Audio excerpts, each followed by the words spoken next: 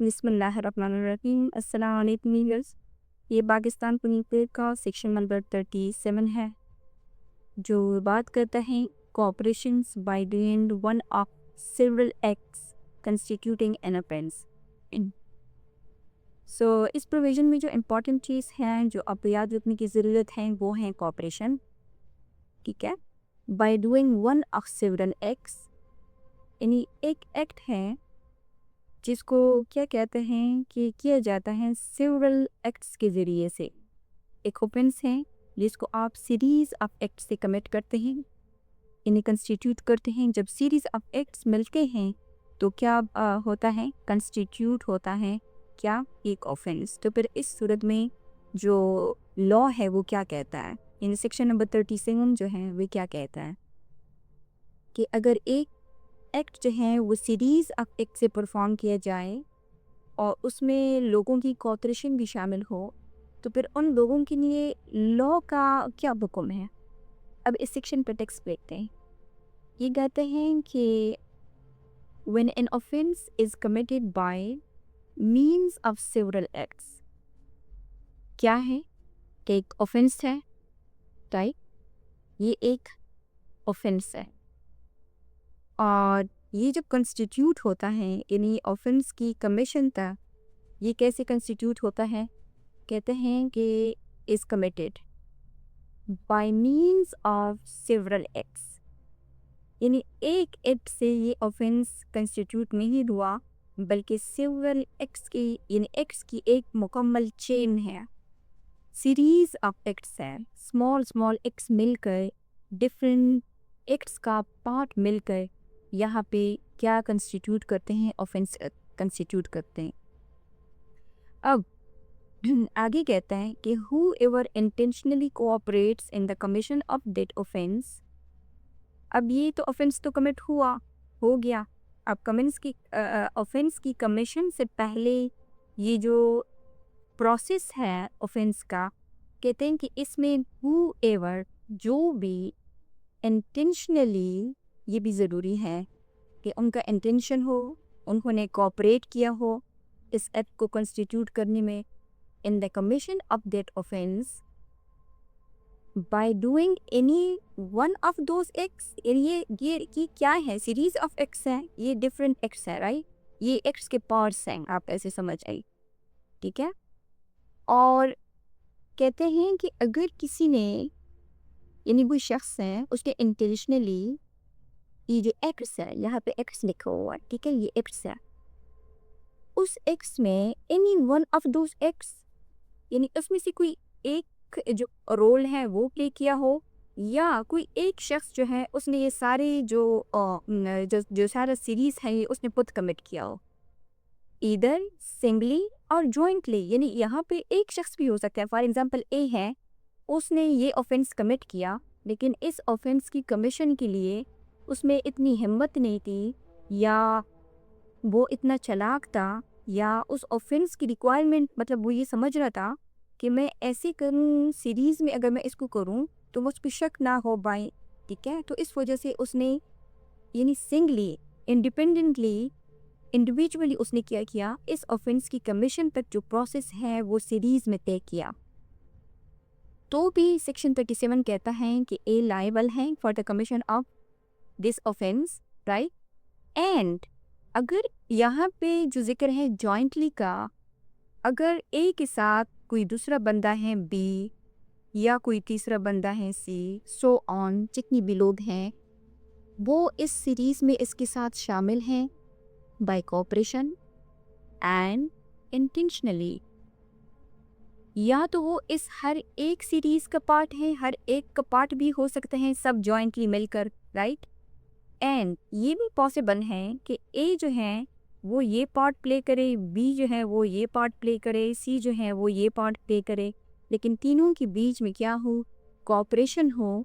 तो फिर इस सूरत में अगर ये जो ऑफेंस कमिट होता है तो सेक्शन नंबर 36(7) कहता है कि अगर इनकी कोऑपरेशन से कोई ऑफेंस कमिट होता है, यानी सीरीज ऑफ एक्ट है, सेवरल एक्ट से परफॉर्म होता है कोई ऑफेंस, तो फिर क्या होंगे, फिर होंगे कमिट दैट ऑफेंस, राइट।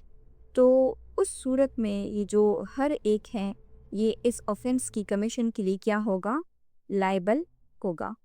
यानी इस सेक्शन का जो कोर आइडिया है वो ये है कि अगर कोई ऑफेंस मल्टीपल एक्ट्स के थ्रू कंप्लीट होता है तो जो पर्सन उनमें से किसी एक एक्ट को भी इंटेंशनली परफॉर्म करता है और क्राइम की एग्जीक्यूशन में कोऑपरेट करता है वो भी उस ऑफेंस का गिल्टी माना जाता है। अब अगेन हम इस सेक्शन को अगर हम अलग अलग अगर के फ्रेज में समझें, एक एक फ्रेज की मीनिंग देखें ताकि हमें वाज़न तौर पर ये मालूम हो कि सेक्शन क्या कहना चाहता है। तो when an offence is committed by means of several, इसका मतलब ये है कि कुछ क्राइम्स एक सिंगल एक्ट से कंप्लीट नहीं होते। प्रीवियस वीडियो में भी हमने बताया था कि लॉ ये रिकॉग्नाइज करता है कि समटाइम्स कुछ जो ऑफेंसेस होते हैं वो यानी उसमें जो सीरीज से कंप्लीट होते हैं, सिंगल एक्ट से कंप्लीट नहीं होते, राइट। फॉर एग्जांपल ए जो है वो किसी को गोली मार देता है, ए है वो उसने बी को गोली मारी, बी की डेथ हुई, तो इस सूरत में सेक्शन जो ऑपरेशन में आता है वो 302 है, ठीक है। इसके लिए सीरीज की ज़रूरत नहीं है, ये हो गया, बी जो है और वो उसकी डेथ हो गई। एंड सेकेंडली यही ए है, अगर बी को गोली मारता है और अगर उसको कोई इंजरी काज होती है और उसकी नीयत ये हो कि वो बी को मारना चाहता है लेकिन बी की डेथ नहीं हो जाती लेकिन इंजरी हो जाता है, तो फिर यहाँ पे जो सेक्शन कॉपरेशन में आएगा वो सेक्शन 302(4) है, राइट। बट कुछ ऑफेंसेस ला ये रिकॉग्नाइज करता है कि उनके लिए सीरीज उस ऑफेंस की कमेंसमेंट के लिए ज़रूरी है कि वो जो ऑफेंस है वो क्या को सीरीज में किया जाए। एग्जाम्पल के तौर पर जो पॉइजनिंग है, यानी अगर आप किसी को जहर देते हो, अगर आप वन गो में उसको देते हो और वो डायरेक्ट फ्लाई कर जाए जन्नतुल फिरदौस में, तो फिर तो वो क्या होगा, वो तो सेक्शन 302 होगा, डेथ आएगा ना, ठीक है। तो इसमें तो सीरीज इन्वॉल्व नहीं है। लेकिन अगर उसमें जो पॉइजनिंग का प्रोसेस है वो स्लो पॉइजनिंग से आप उसको दे रहे हो, समटाइम ऐसा होता है ना कि जो लोग होते हैं वो इस तरह के जो ऑफेंसेस होते हैं वो सीरीज में कमिट करते हैं ताकि उनके ऊपर भी शुक ना जाए, राइट। या जो फ्रॉड स्कीम्स होते हैं वो भी ऐसे सीरीज में कंडक्ट किए जाते हैं, या जो कंस्पेरेसीज होती हैं वो भी सीरीज में होती है, राइट। तो जो कंस्पेरेसी, पॉइजनिंग या प्रॉम स्कीम्स इस बेस्ड के जो ऑफेंसेस हैं या जो प्रोलॉन्ग क्रोइलिटी होती है यानी वायलेंस वगैरह, जहाँ जो रिजल्ट है वो ग्रेजुअली प्रोड्यूस होता है, तो फिर उन ऑफेंसेस के लिए ये जो सीरीज ऑफ ऑफेंसेस हैं वो ज़्यादातर रिक्वायर होते हैं। सो जो क्रिमिनल लॉ है इन कॉम्प्लेक्स ऑफेंसेस को रिकॉग्नाइज करता है अच्छे तरीके से और कहता है कि अगर रिजल्ट मल्टीपल एक्ट्स के थ्रू आता है तो इन सब एक्ट्स को ऑफेंस का पार्ट माना जाएगा। ये नहीं है कि ए ने ये परफॉर्म किया है रोल तो ए कहेगा कि नहीं मैंने तो एक दिन दिया था, बी कहेगा कि मैंने तो दूसरी दिन पॉइजन दिया था। फॉर एग्जांपल ये एक ऑफेंडर राइट विक्टिम है, सी कहता है कि मैंने तो सिर्फ एक ही दिन दिया था, तीसरी दिन दिया था। तो ये इन सब की जो एक्ट की जो पॉपरेशन है ये मिलकर नहीं इस ऑफेंस को सर अंजाम देती है, राइट। और फिर उसके बाद है कि whoever intentionally cooperate in the commission of that offence by doing of that offense, right, by that offense। so यहाँ तक अगर हम इसको देखें, इसका ये मतलब है कि यहाँ जो इम्पोर्टेंट चीज़ है बहुत ज़्यादा, वो दो इम्पोर्टेंट चीज़ें हैं, एक है इंटेंशन यानी मेन क्रिया और दूसरी जो चीज़ है वो है कॉपरेशन, इंटेंशन एंड कॉपरेशन। सो दोनों इम्पोर्टेंट एलिमेंट है इस प्लेस में। कॉपरेशन का मतलब है कि पर्सन जो है वो नोइंगली और डिलिबरेटली उस प्रोसेस का हिस्सा है। जब इनके बीच में कोऑपरेशन है तो ये तीनों आपस में जानते हैं ना, ठीक है, वो कोऑपरेशन है उनके बीच में। अगर कोऑपरेशन है तो इसका मतलब एक उनको नॉलेज भी है, ठीक है, कि अगर हम उसको पॉइजन देंगे तो वो क्या हो सकता है, उसकी डेथ कॉज हो सकती है। सो उस जो कोऑपरेशन का मतलब ये है कि पर्सन नोइंगली एंड डिलिबरेटली उस प्रोसेस में पार्टिसिपेट करें जिससे क्राइम कंप्लीट होता है। ये सीरीज मिलकर क्राइम कंप्लीट कर रहा है। अगर किसी का रोल छोटा हो या किसी का रोल बड़ा हो, इससे फर्क नहीं पड़ता, लेकिन वो क्राइम की एग्जीक्यूशन में डिलिबरेट कंट्रीब्यूशन देता है तो वो भी क्रिमिनल लाइबिलिटी में आ जाता है। ठीक है, सभी फिर क्रिमिनल लाइबल होंगे। ओके, उसके बाद जो तीसरा फेज है वो कहता है कि ओके, यहाँ से by doing any of those acts. Okay, इसका मतलब ये है कि हर एक पार्टिसिपेंट को पूरा क्राइम परफॉर्म करना ज़रूरी नहीं है कि वो ए जो है बस एक ही बार में इतना जहर दे दे कि जो डी है बस वो वन गो में चला जाए। ठीक है, बल्कि इसका मतलब है कि हर जो पार्टिसिपेंट है वो क्या करता है कि क्राइम परफॉर्म जो जब करता है, तो अगर कोई पर्सन सिर्फ एक स्टेप भी परफॉर्म करता है, ठीक है, तो जो ऑफेंस के ओवरऑल चेन का पार्ट तो है ना, ये चेन है ना, राइट, ये चेन है किसका, इस ऑफेंस का। तो इनका जो सिंगुलर जो पार्ट है, कंट्रीब्यूशन है, वो चेन है इस ऑफेंस का। तो अगर कोई भी इस ऑफेंस का इस चेन का पार्ट बनेगा तो वो भी गिल्टी होगा। सो क्रिमिनल लॉ यहाँ पे जो प्रिंसिपल इस्टेब्लिश करता है वो है कलेक्टिव पोजेशंस का। ठीक है,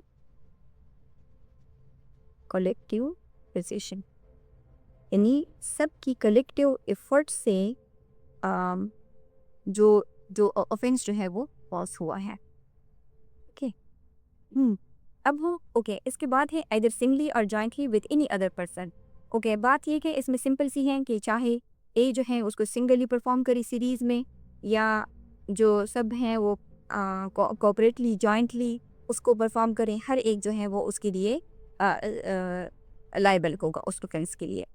अब इसका जो इलस्ट्रेशन है, इसको इलस्ट्रेशन में देखते हैं कि इलस्ट्रेशन क्या कहता है।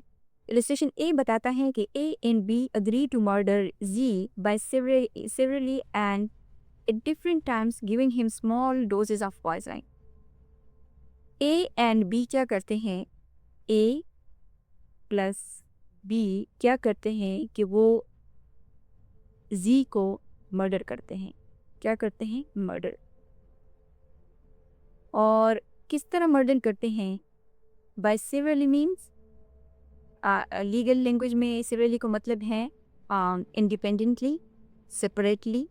ओके, सो अगर वो ए जो है इसको मर्डर करता है जी को अलग से, खुद से, यानी बी के साथ उसका जो कोई कोऑपरेशन नहीं है, या अगर उसके साथ कोऑपरेशन है, बट यहाँ पे जो बात हो रही है वो ये है कि ए एंड बी अग्री। तो ए और बी दोनों जो है अग्री है तो इसके बीच में क्या है, कोऑपरेशन है ना। To murder Z by severally and a different यानी इंडिपेंडेंटली, यानी रोल वो अलग अलग परफॉर्म करेंगे। ऐसा नहीं है कि दोनों जाके जो है एक साथ जाके जी को मर्डर करते हैं, नहीं, दोनों जो है वो अपना अपना रोल जो है वो प्ले करेंगे, यानी इंडिपेंडेंटली प्ले करेंगे। ठीक है, ये क्या करेंगे, ए और बी एग्री तो है कि हमने जेड को मारना है, लेकिन किस तरीके से मारना है, इंडिपेंडेंटली अपना अपना रोल प्ले करके, and at different times giving him small doses of poison। ए और बी जो है, यानी फॉर एग्जांपल अगर हम इस सिचुएशंस को, इस इलस्ट्रेशंस को इस तरह समझें कि ए एंड बी जो है वो जेड के केयर टेकर हैं, राइट, और ए की जो ड्यूटी है वो डे टाइम की है और बी की जो ड्यूटी है वो नाइट टाइम की है। अब दोनों ने, अब ये दो ए बी जो है ये मियाँ भी हो सकते हैं, आप इसको इमेजिन करें सिचुएशन को, और जी जो है वो मालिक मकान भी हो सकता है जो बेचारा बूढ़ा है, इसके बाद बहुत सारी दौलत है, और जो ऑलरेडी जो है बस इस तरह बर्फ पे पड़ा हुआ, और ये दोनों जो है उसके केयर टेकर हैं, ये मियाँ भी नहीं दी हैं। दोनों ने आपस में सलाह मशवरा कर लिया कि हमने जी को जो है वो हंचाना है ताकि दौलत जो है वो हमारे पास आ जाए, सब कुछ हमारे पास रह जाए। अब दोनों क्या करते हैं कि डिफरेंट ड्यूटीज़ परफॉर्म करते हैं या दोनों दोस्त भी हो सकते हैं। अब इन्होंने सलाह मशवरा कर लिया। अब ए जो है वो अपनी ड्यूटी में जी को क्या करता है, स्मॉल डोज ऑफ पॉइजन देता है। बी अपनी ड्यूटी में जी को क्या देता है, स्मॉल डोजेज ऑफ पॉइजन देता है। तो अब ये जो स्मॉल डोजेस हैं ये क्या बन रहे हैं, ये चेन बन रहा है ना, ठीक है। और फिर आखिर में जो यहाँ पे ओपेंस क्रिएट होगा ये उस ओपेंस का चेन बन रहा है, right. Okay, A and B administer the poison according to the agreement with intent to murder Z. दोनों क्या कर रहे हैं, दोनों के बीच में एग्रीमेंट है, रिटन एग्रीमेंट नहीं, क्योंकि ऐसी सूरत में तो कोई पागल ही होगा ना जो किसी के कत्ल का मंसूबा जो है वो रिटन फॉर्म में बनाए, ऐसा तो भी नहीं होता ना। ऐसी ऐसी जो मशावरत एग्रीमेंट्स होती हैं वो तो लोग कान में कुसर पुसर करके बनाते हैं, ठीक है, सीक्रेटली। सो उनका जो इंटेंशन है वो ये है कि वो जिड को क्या करें, मर्डर करें।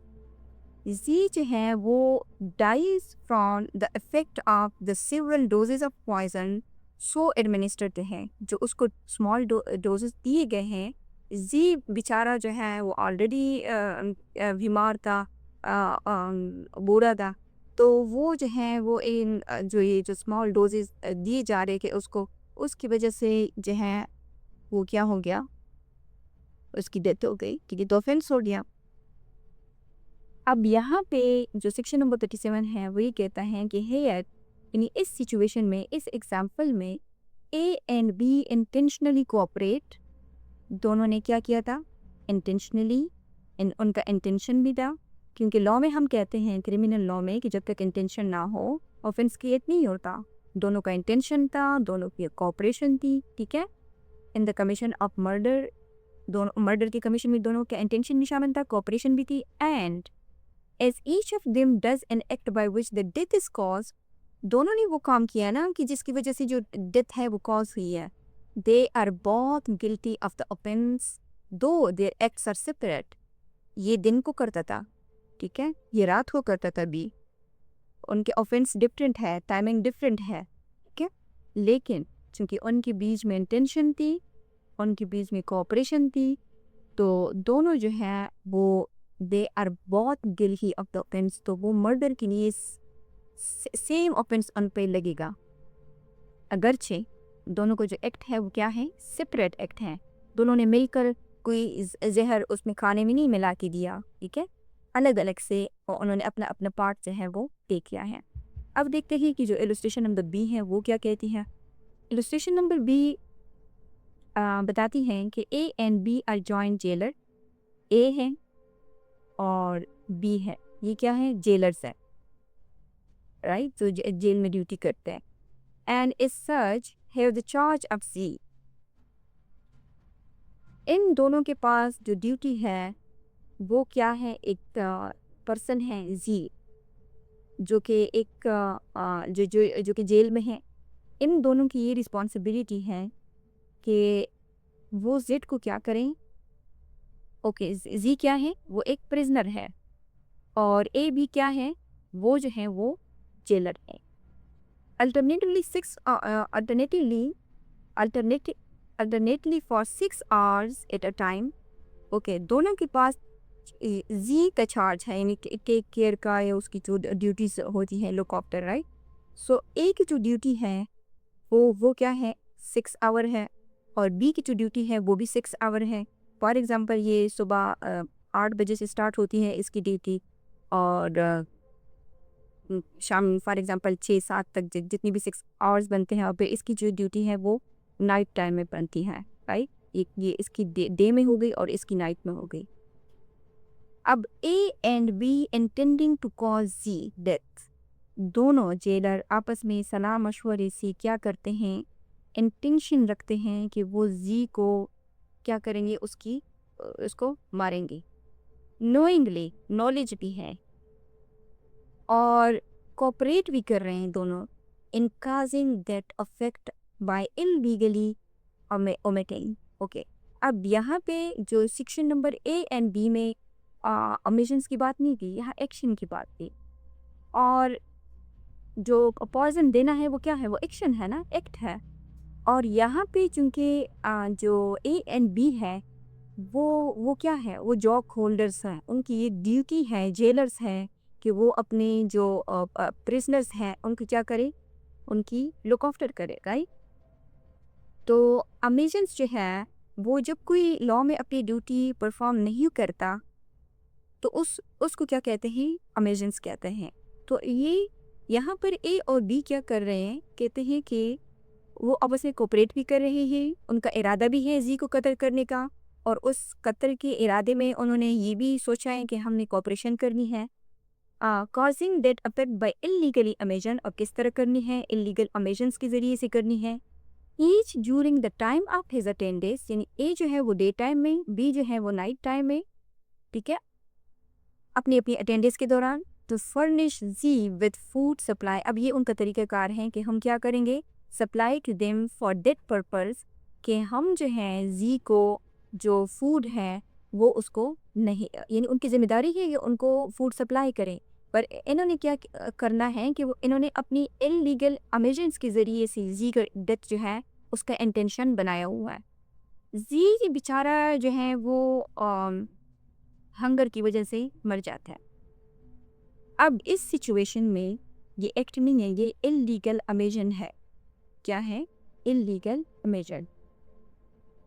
इस सिचुएशन में जो दोनों ए एंड बी है वो क्या है, वो जी के मर्डर के लिए सेम ऑफेंस के लिए क्या है, लाइबल है। ओके, अब को यहाँ पे जो सेक्शन नंबर ए है इसमें एक्ट की बात हुई थी, एग्जाम्पल ऑलमोस्ट सेम थी, और इसमें मेजेंस की बात हुई है, राइट। एंड थर्ड में देखते हैं कि थर्ड एग्जाम्पल क्या कहती है। जो इलस्ट्रेशन नंबर 3 है वो ये बताती है, अगेन ए फिर जेलर है, ठीक है। ए कौन है, ए जेलर है। He is the charge of Z a prisoner, वो किसके ऊपर चार्ज रखता है, जी के ऊपर। जी कौन है, बेचारा फिर एक प्रिजनर है। और okay, A intending to cause Z death, अब ए जो है उसने क्या किया हुआ है कि वो कहते हैं कि भाई मैंने तो जी को क्या करना है, एक इसको ना मारना है। सो वो क्या करता है, illegally omits to supply Z with food, इसकी ड्यूटी है ना कि वो जी को फूड प्रोवाइड करे, तो अगर नहीं दे रहा तो वो क्या कर रहा है, ओमिशंस के कर रहा है इलीगली, ठीक है। And consequence of which Z is much reduced in strength, अब ये इसको फॉर एग्जांपल इसकी ड्यूटी है, ये इसको एक हफ्ता खाना नहीं देता, और जी जो है मतलब काफ़ी हट्टा कट्टा है, ये कि उसका इम्यून सिस्टम काफ़ी स्ट्रॉन्ग है, लेकिन ए ने इरादा किया हुआ है कि वो इसने उसको मारना है और खाना बंद कर देता है। तो ए जो है वो एक हफ्ते तक, तो जी जो है वो एक हफ्ते तक तो सर्वाइव कर जाता है, क्योंकि ये स्ट्रॉन्ग पर्सन है। अब एक हफ्ते के बाद क्या होता है, ये कहता है ना कि Z is much reduced in strength, वो वीक हो जाता है बेचारा। But the starvation is not sufficient to cause death, लेकिन इसकी डेथ नहीं होती। अब A is dismissed from his office, A की मतलब या ट्रांसफ़र हो जाता है, डिसमिस्ड हो जाता है, जो भी, लेकिन ए की ड्यूटी वहाँ से ख़त्म हो जाती है, चला जाता है। अब उसकी जगह पे एक दूसरा शख्स आता है, दूसरा जेलर आता है, उसका नाम है बी।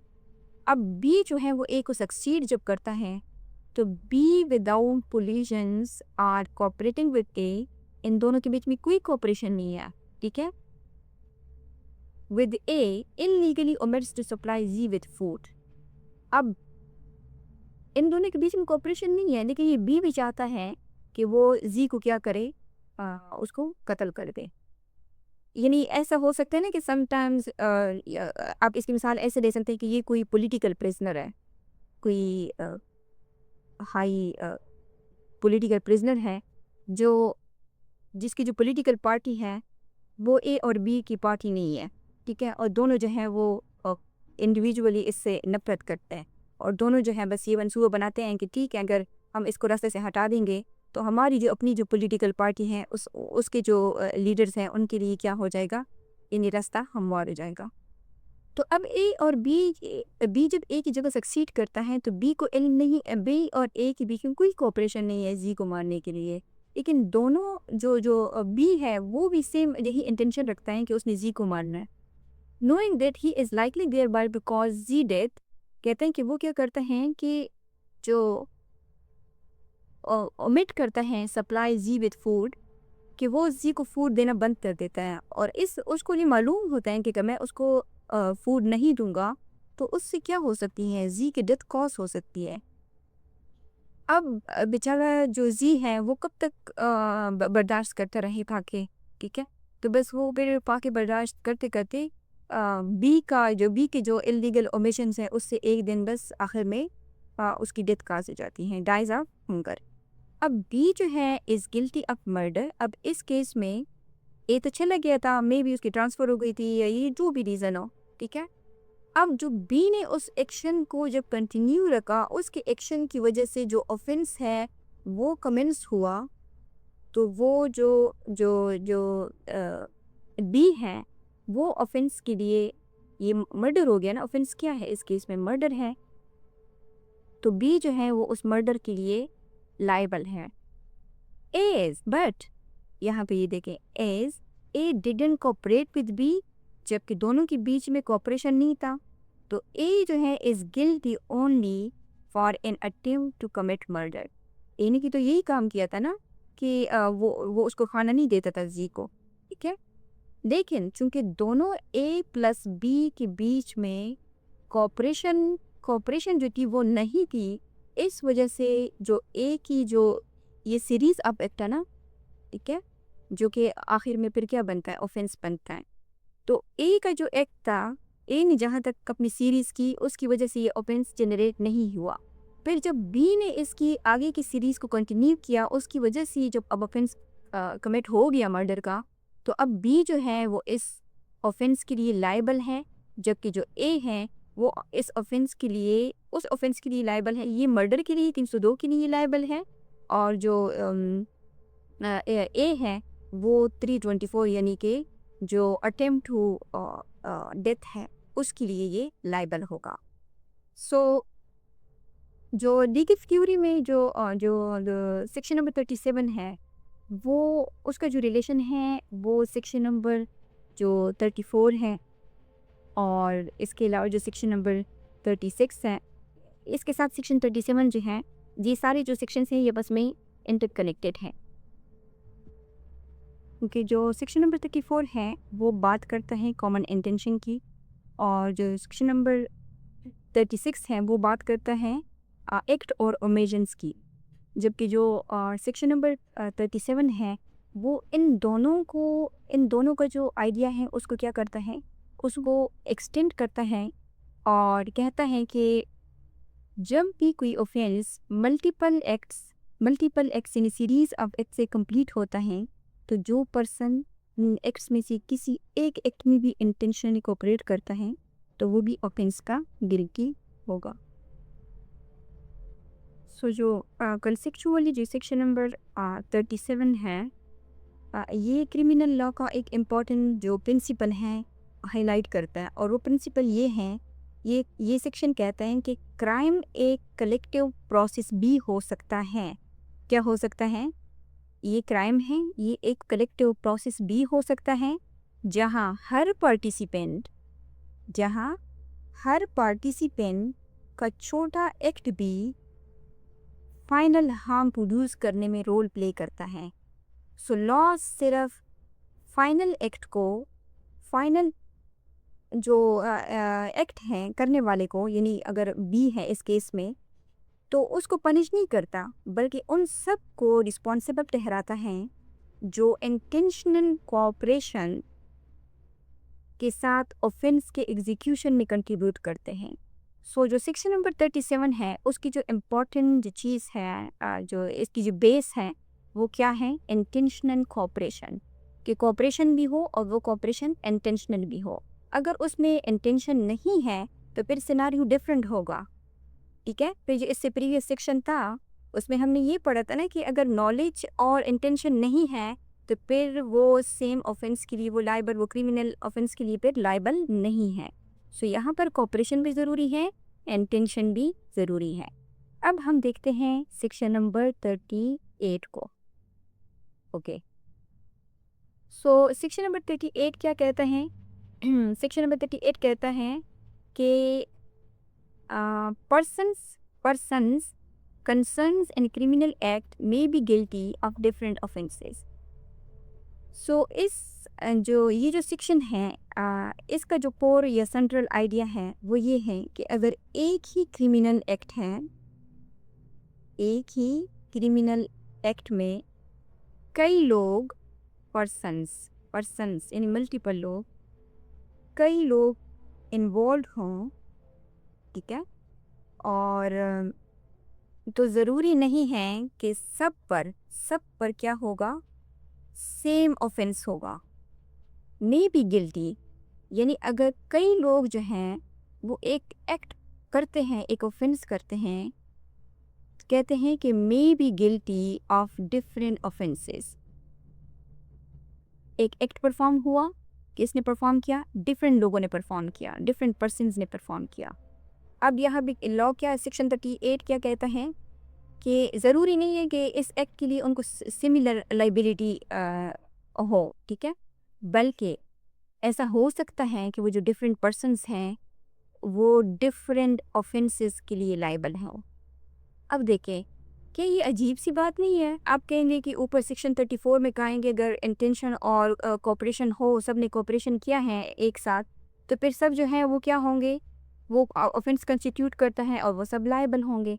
अब जो सेक्शन नंबर 38 है वो कहता है कि भाई अगर एक एक्ट हुआ है, बहुत सारे लोगों ने कमिट किया है, तो ज़रूरी नहीं है कि सब जो है वो इक्वली या सेम ऑफेंस के लिए लायबल, बल्कि वो उनकी जो लाइबिलिटी है मे be guilty of different offences, ठीक है। तो अब ये इसको डिटेल से देखते हैं कि ये क्या कन्फ्यूजन है, ये कन्फ्यूजन है भी या नहीं। तो ये कहते हैं कि where several persons are engaged, कहाँ पर एंगेज्ड हैं, आर कंसर्न्ड, कहाँ पर, एक क्रिमिनल ऑफेंस में, एक एक्ट में, in the commission of a criminal act they may be guilty of different offences by mean of that act. कहते हैं कि अगर एक एक्ट है, एक ऑफेंस है, उसको मल्टीपल जो ए हैं, बी हैं, सी हैं, उन सब ने मिल के एक मर्डर किया है, एक्ट है सेक्शन 302। अब जो ये क्या है, ज़रूरी नहीं है कि ए पी भी 302 लगे, बी पी भी 302 लगे और सी पी भी 302 लगे। अब इसको डिटेल से देखते हैं कि ये क्या चीज़ है। सो इसका जो बेसिक जो मतलब है ना इस सेक्शन का, वो प्रीवियस जो हमने सेक्शन पढ़ा था नॉलेज और इंटेंशन का, अगर आपको याद हो तो उसके साथ है। यानी इस सेक्शन में कोर्ट ये देखती है कि अगर एक एक्ट एक है और जो ऑफेंसेस हैं वो डिफरेंट हैं, तो फिर इससे हमें ये पता चलता है कि अगर उनकी पनिशमेंट या ऑफेंसेस उन पे डिफरेंट लागू हो सकते हैं, तो उसकी जो वजह है वो ये होगी कि या तो जो पार्टिसिपेंट हैं उसको इल्म नहीं होगा, या फिर क्या होगा, उनका इंटेंशन नहीं होगा। सो ये जो बात करें ना कि when several persons are engaged और कंसर्न्ड, सो ये यहाँ पे एक क्रिमिनल इंसिडेंट में एक से ज़्यादा लोग पार्टिसिपेट कर रहे हैं। यानी जो पार्टिसिपेशन है वो डायरेक्ट भी हो सकती है जैसे असाल्ट करना, और इनडायरेक्ट भी हो सकती हैं जैसे ए जो है, ए और बी जो है फॉर एग्जांपल वो सी को असिस्ट कर रहे हैं इस एक्ट के लिए, ठीक है, वो असिस्टेंट भी हो सकते हैं। सो जो क्रिमिनल लॉ है वो क्या करता है कि जो ग्रुप बिहेवियर्स होते हैं, जो ग्रुप क्राइम्स होते हैं, उनको क्या करता है, उनको रिकॉग्नाइज करता है। क्योंकि रियल लाइफ में बहुत सारे जो क्राइम्स हैं वो सिर्फ इस वजह से क्राइम्स होते हैं कि उसमें जो मल्टीपल जो ऑफेंडर्स हैं वो इन्वॉल्व होते हैं, ठीक है। सो इसके बाद जो ये कहते हैं ना कि इन the commission of a criminal act, यानी यहाँ पे ये जो क्रिमिनल एक्ट है इसका मतलब है कि एक ऐसा कंडक्ट है, यानी क्रिमिनल एक्ट है ना, तो अगर क्रिमिनल जो एक नॉर्मल एक्ट है वो तो इलीगल नहीं है ना, अगर वो एक्ट क्रिमिनल है तो इसका ये मतलब है कि लॉ ने उसको क्या किया है, उसको फॉरबिड किया हुआ है, इस वजह से प्रोहिबिट किया हुआ है, इस वजह से वो क्या है, लॉ के अकॉर्डिंग वो प्रोहिबिटेड है। और जिससे कोई यानी एक ऐसा एक्ट है जिससे कोई हार्म पहुंचता है, अगर किसी एक्ट का जो रिजल्ट है वो पॉजिटिव हो, अच्छा हो, तो फिर वो जो है वो तो ऑफेंस नहीं होता, राइट। सो वो एक्ट जिसका जो रिजल्ट है वो हार्म हो, ठीक है, और जिसको लॉ ने प्रोहिबिट किया हो, तो ऐसा जो एक्ट है यानी वो क्रिमिनल एक्ट होगा। सो ये जो एक्ट है ये जो एक्ट है ये फिजिकल एक्शन भी हो सकता है और कभी कभी जो है वो अमेजेंस भी हो सकता है, क्योंकि प्रीवियस सेक्शन में हमने ये पढ़ा था कि एक्ट में एक्ट और इलीगल अमेजेंस दोनों शामिल हैं।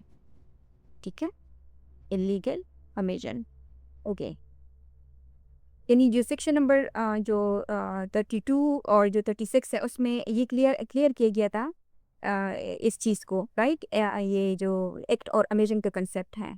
लेकिन जो सेक्शन नंबर 38 है इसका जो फोकस है वो इस बात पर है कि जब एक ही एक्ट में, ओके, सो जो सेक्शन नंबर 38 है इसका जो फोकस है वो इस बात पर है कि जब एक ही एक्ट में कई लोग इन्वॉल्व हों तो उनकी जो लाइबिलिटी है वो क्या होगी, वो ऑटोमेटिकली आइडेंटिकल नहीं होगी, बल्कि वो डिफरेंट ऑफेंसेस के लिए गिल्टी या लाइबल हो सकते हैं।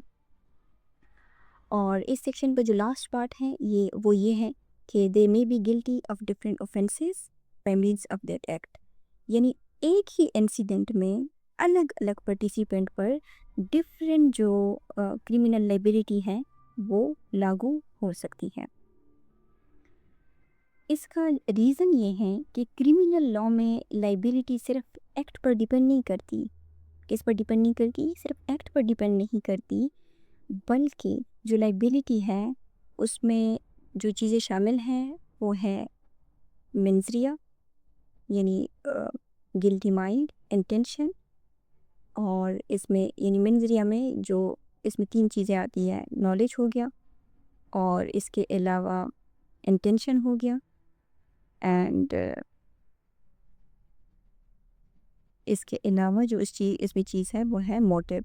ठीक है, यानी अगर इनमें से कोई भी एक चीज़ जो है वो आपके अंदर है तो फिर वो क्या होगा, वो मेंसरिया होगा। तो जो क्रिमिनल एक्ट है, जो क्रिमिनल लाइबिलिटी होती है वो सिर्फ एक्ट की बुनियाद पर नहीं होती, बल्कि वो मेंसरिया की बुनियाद पर भी होती है। सो मेंसरिया जो है वो भी इक्वली इम्पॉर्टेंट होती है किसी भी क्रिमिनल ऑफेंस के लिए। सो अगर ये जो पर्सन यहाँ पे लिखा हुआ है, यानी जो डिफरेंट पार्टिसिपेंट्स हैं, इनकी जो मेंटल स्टेट है अगर वो क्या हो, वो डिफरेंट हो, यानी किसी को नॉलेज हो, किसी का इंटेंशन हो, किसी को ना हो, तो फिर उनके जो ऑफेंसेस हैं, उनके जो चार्जेस उन पे लगेंगे वो भी क्या हो सकते हैं, वो भी डिफरेंट हो सकते हैं। सो जो अब हम इसकी जो इलस्ट्रेशन है इसको हम देखते हैं कि इसकी इलस्ट्रेशन क्या कहती है। सो ये इलस्ट्रेशन हमें बताती है कि ए जो है वो क्या करता है, attack Z under such circumstances of grave provocation. A है वो क्या करता है, जी पे अटैक करता है।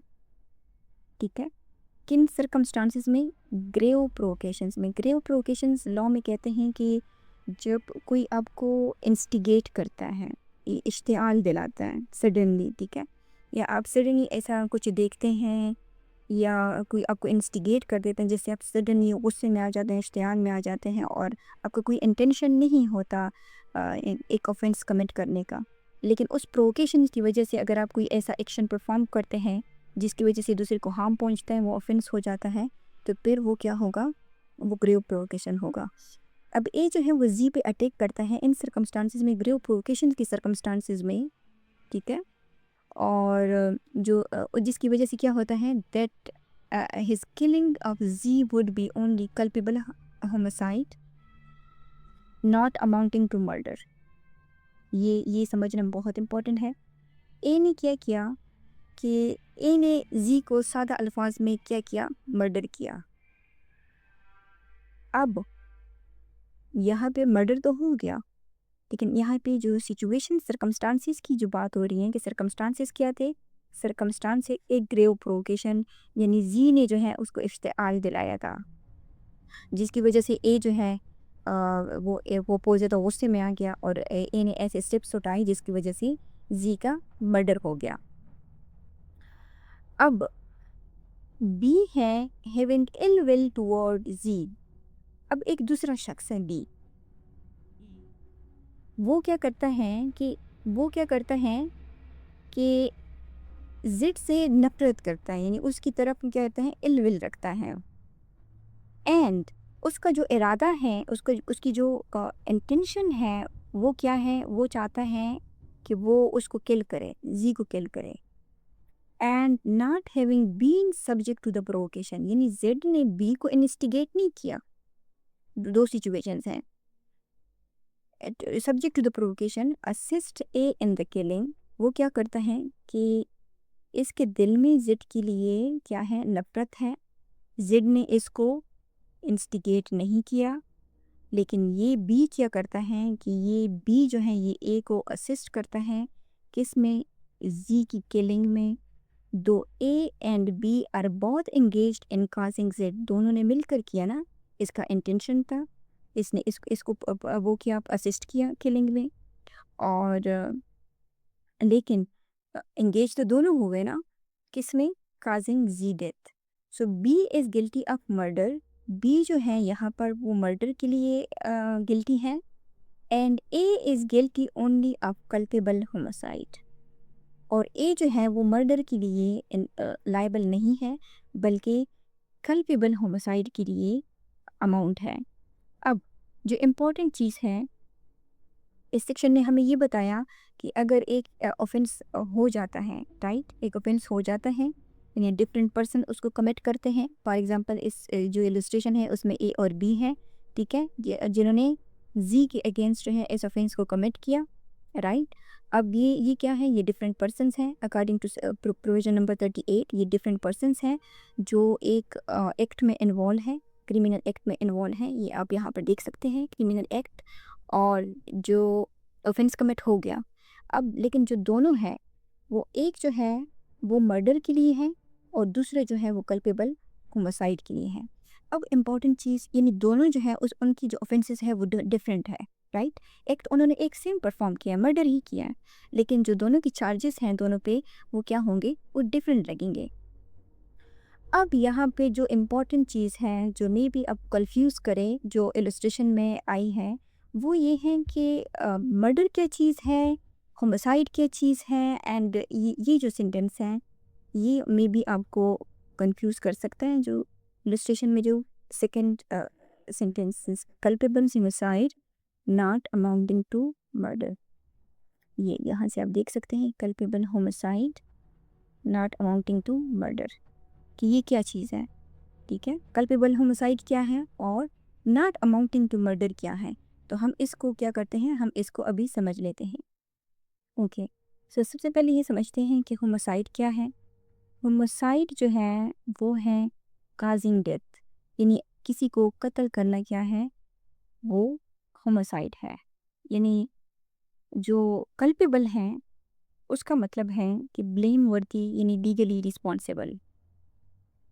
कल्पेबल, इसका क्या मतलब है, लीगली, इसका मतलब है death, in murder, not death, murder. और इसका कल्पेबल का मतलब होता है लीगली, अगर आपने वो किया है तो उसके लिए, मर्डर के लिए आप क्या है, लीगली रिस्पॉन्सिबल है, यानी कि ब्लेम वर्दी है। सो जो कल्पेबल होमिसाइड है, इसका ये मतलब है, सिंपल मतलब ये है कि एक ऐसी डेथ जो किसी इंसान ने काज की हो, और वो इंसान क्या हो, लीगली ब्लेम वर्दी हो या लीगली रिस्पॉन्सिबल हो। इसकी एग्जांपल इस तरह है कि फॉर एग्जांपल ए ने जी को इतनी ज़ोर से धक्का दिया, पुश किया, कि जी जो है वो बेचारा गिर के क्या हो गया, मर गया। अब ए ने डेथ कॉज की जी की, तो ये क्या है, ये होमिसाइड है और ब्लेम वर्दी भी है, राइट। सो ये क्या है, ये कल्पेबल होमिसाइड है। और जो मर्डर है और जो कल्पेबल होमिसाइड है, उसका जो रिलेशन है वो ये है कि हर जो मर्डर होता है ना, वो क्या होता है, कल्पेबल होमिसाइड होता है, ब्लेम वर्थी होता है ना, राइट, लीगली रिस्पॉन्सिबल होता है। लेकिन हर एक जो कल्पेबल होमिसाइड है is not equal to murder. अब इसको इसको समझते हैं कि ये कैसे, यानी मर्डर जो है वो is equal to serious form of culpable homicide है। Murder is equal to serious form of culpable homicide, और ये पाकिस्तान पीनल कोड में ऑलरेडी दिया गया है। सो किन सिचुएशंस में जो कल्पेबल होमिसाइड है वो बनता है, ये आप देख सकते हैं, नॉट अमाउंटिंग टू मर्डर। वो कौन सी सिचुएशंस है जिसमें जो कल्पेबल होमिसाइड है वो नॉट अमाउंटिंग टू मर्डर होता है, वो देख लेते हैं। सो ये वो सिचुएशंस होती हैं जहाँ डेथ कॉज हो जाती है। क्या होती हैं? डेथ कॉज होती हैं, लेकिन जो सरकमस्टांसेस होते हैं वो ऐसे होते हैं कि लॉ उसे मर्डर जैसा सिवियर कंसिडर नहीं करती। यानी डेथ हुई, अगर डेथ हुई तो इंसान जो है वो लीगली रिस्पॉन्सिबल भी है, ठीक है, और लेकिन उसका जो इंटेंशन था या जो सिचुएशन थी वो क्या थी, वो एक्सट्रीम क्रिमिनल लेवल की नहीं थी। यानी ए ने जी को धक्का दिया, अब ए उसको मारना नहीं चाहता था, वो गुस्से में था, ये जो भी सिचुएशन थी, ठीक है, लेकिन उस धक्के की वजह से इसका इंटेंशन नहीं था, लेकिन फिर भी जी जो है वो मर गया। तो ये क्या है? ये इसको कहते हैं culpable homicide not amounting to murder. अब ये यहाँ पे एक और भी टर्म है ग्रेव प्रोवोकेशन का, ये आप फर्स्ट सेंटेंस में देख सकते हैं इलस्ट्रेशन की, यहाँ पर ग्रेव प्रोवोकेशन। अब ये ग्रेव प्रोवोकेशन क्या चीज़ है? अब आता है ये जो ग्रेव प्रोवोकेशन है, इन प्रोवोकेशन कहते हैं किसी ने आपको ऐसा शदीद वाला गुस्सा दिलाया कि अगर कोई कंट्रोल लूज़ कर जाए, और ग्रेव होते हैं यानी बहुत ज़्यादा सीरियस, बहुत ज़्यादा इंटेंस, राइट? सो ग्रेव प्रोवोकेशन का मतलब ये होता है कि अगर सीरियस और सडन सिचुएशन जहाँ इंसान का जो इमोशनल कंट्रोल होता है वो टूट जाए, यानी किसी को हम लोगों का कंट्रोल कहाँ पे टूटता है, बस हमें वैसे भी हमें हमारा मसला है हम लोगों का कि हमें गुस्सा बहुत ज़्यादा जल्दी आ जाता है, ठीक है, तो फिर ये क्या होता है, लेकिन अगर जो सिचुएशंस है वो जस्टिफाई हो कि आपको गुस्सा आना चाहिए, आपका जो इमोशनल कंट्रोल है वो लूज़ हो, तो फिर वो ग्रेव प्रोवोकेशन में आती है। अदरवाइज़ तो फिर हम सब लोग ही ग्रेव प्रोवोकेशन की सूरत में रह रहे होते हैं, क्योंकि गुस्सा जो है वो हर वक्त हमारी नाक पे धरा रहता है और किसी की बात हमसे बर्दाश्त नहीं होती, क्योंकि हर वक्त हम ही इमोशनल जो हमारा कंट्रोल होता है उसको हम लूज़ कर जाते हैं। सो ये नहीं, बल्कि जो सर्कमस्टांसेस हैं वो ऐसे हों कि हाँ, वो सर्कमस्टांसेस आपकी ग्रेव प्रोवोकेशन को क्या करें, सपोर्ट करते हों। इसकी मिसाल इस तरह ले लेते हैं कि फॉर एग्जांपल ए है, वो क्या करता है कि वो घर आता है और देखता है कि उसका जो हस्बैंड है या उसके उसकी जो वाइफ है, ठीक है, फॉर एग्जांपल ए जो है वो एक वाइफ है, और वो घर आती हैं, वो देखती हैं कि उसका जो हस्बैंड है वो किसी और के साथ है, ऐसी इलिसिट रिलेशन में, ठीक है, तो फिर इस सूरत में क्या होगा, ए को गुस्सा ही आना है, ठीक है, अगर ए यहाँ पे हस्बैंड भी हो तो उसको भी गुस्सा आएगा, अगर ए वाइफ हो तब भी उसको गुस्सा आएगा, ठीक है, यानी ये इसमें से कोई एक स्पाउस है। तो फिर क्या होगा कि जो ए है, अगर वो सडनली गुस्से में आ जाए और उसको बी को मार दे या फिर मतलब सी को मार दे, ठीक है, जिन चीज़ के साथ वो था, तो फिर इस सूरत में यहाँ पे क्या हुआ कि ए ने जो ऑफेंस कमिट किया वो किलिंग ही है, ठीक है, वो किलिंग ही है, यानी मर्डर ही है, राइट? नॉर्मली इसे मर्डर ही होता है, राइट? लेकिन ए का जो माइंड था वो सडनली डिस्टर्ब हुआ इस सिचुएशंस की वजह से, ठीक है, और वो सडनली क्या हुआ, उसने जो कंट्रोल था वो लूज़ किया, और एक का इंटेंशन तो नहीं था ना कि वो गद जाके जो है उसने कोई कत्ल वतल करना है बी को या सी को, राइट? सो इनका कोई इंटेंशन नहीं था। सो इसलिए लॉ कहता है कि मर्डर कि ये जो है ये मर्डर नहीं है, बल्कि ये क्या है, culpable homicide not amounting to not amounting to murder है। अब इसके पीछे आप ये भी सोच रहे होंगे कि इसके पीछे लॉ का लॉजिक क्या है, क्यों लॉ जो है वो इतनी लीनियंसी जो है वो दिखा रहा है। असल में यहाँ एक इम्पॉर्टेंट ह्यूमन साइकोलॉजी का प्रिंसिपल काम करता है। लॉ जो है वो किसके लिए बना है, ह्यूमंस के लिए बना है ना, लोगों के लिए, हम जैसे लोगों के लिए बना है ना, रोबोट्स के लिए तो नहीं बना। तो लॉ ये भी मानता है कि समटाइम्स जो इंसान है वो एक्सट्रीम इमोशंस की सूरत में चला जाता है और अपना जो कंट्रोल है वो क्या करता है, वो लूज़ कर देता है। सो इसलिए जो लॉ है वो दो डिफरेंट सिचुएशंस यानी इन दो सिचुएशंस में डिफरेंस क्रिएट करता है। सिचुएशन नंबर वन एक है, फॉर एग्जांपल एक है प्लांट किलिंग, यानी जिसमें इंटेंशन भी है, जिसमें आपको इल्म भी है कि अगर मैं ये करूँगा तो दूसरे बंदे किल हो सकता है, ठीक है। ए जो है वो प्लान बनाता है बी को किल करने का और उसमें वो यूज़ करता है उसके लिए जो जो प्लान है उसमें वो क्या करता है, वेपन रेडी करता है, ठीक है।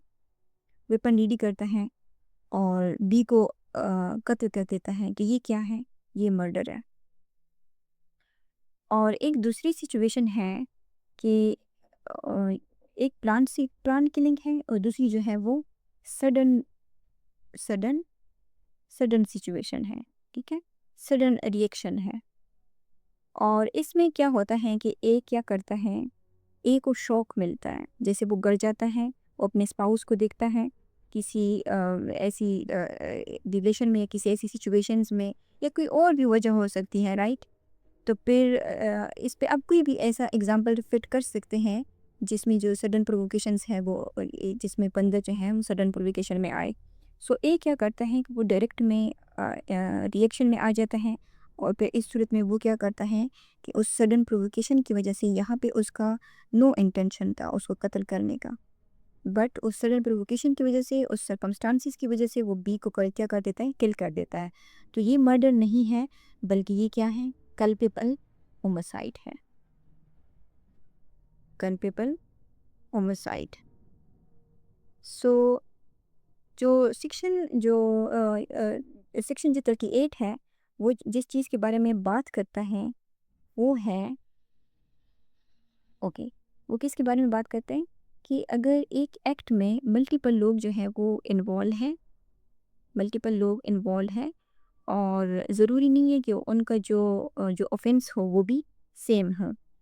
सो कंसेप्चुअली जो सेक्शन नंबर 38 है ये क्या करता है कि ये क्रिमिनल जस्टिस का एक इम्पॉर्टेंट फेयरनेस प्रिंसिपल जो है वो रिफ्लेक्ट करता है, जहाँ ये बताता है कि सेम एक्ट में जो इन्वॉल्वमेंट होती है लोगों की, सेम एक्ट में इन्वॉल्वमेंट होने का मतलब ये हरगिज़ नहीं है कि जो सब ऑफेंडर्स हैं वो क्या है, उनका जो क्राइम है वो आइडेंटिकल हो। यानी लॉ क्या करता है, लॉ हर इंडिविजुअल की जो मेंटल स्टेट है, मेंटल स्टेट यानी नॉलेज, इंटेंशन, मोटिव, और जो उसके साथ साथ सरकमस्टांसेस को भी, यहाँ पे जो एक चीज़ इम्पॉर्टेंट है वो है इस सेक्शन में सरकमस्टांसेस को भी देखती हैं। तो मेंटल स्टेट और सरकमस्टांसेस को एवेलुएट करके ये डिटरमिन करती हैं। सो इस वजह से ये जो सेक्शन है ये ग्रुप क्राइम्स में कोर्ट्स जो है वो अक्सर डिफरेंट अक्यूज़ को डिफरेंट कन्विक्शन देती है।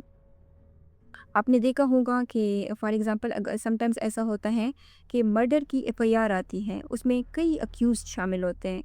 एक को फांसी हो जाती है, एक को उम्र कैद हो जाती है, दूसरे को 3 साल की कैद हो जाती है, ठीक है, और एक जो होता है वो उसमें से छूट जाता है।